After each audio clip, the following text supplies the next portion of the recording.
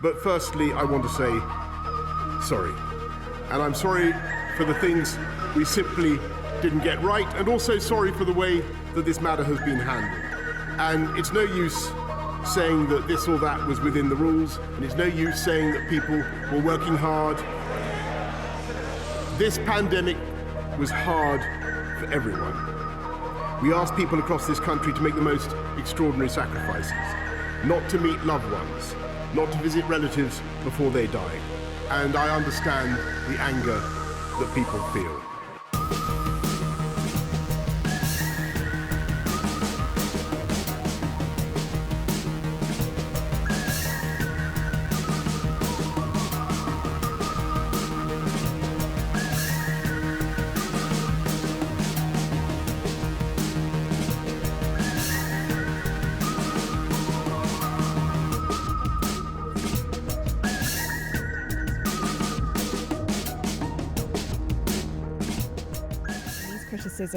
Mr. Speaker, I get it and I will fix it. And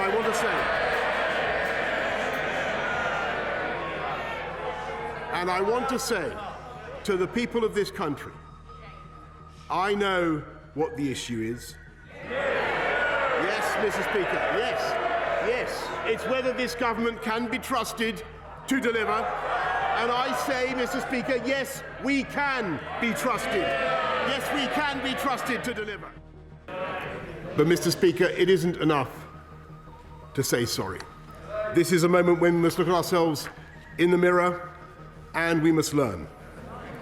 And while the Metropolitan Police must yet complete their investigation, and that means there are no details of specific events in Sue Gray's report, I, of course, accept Sue Gray's general findings in full. And above all, her recommendation that we must learn from these events and act now.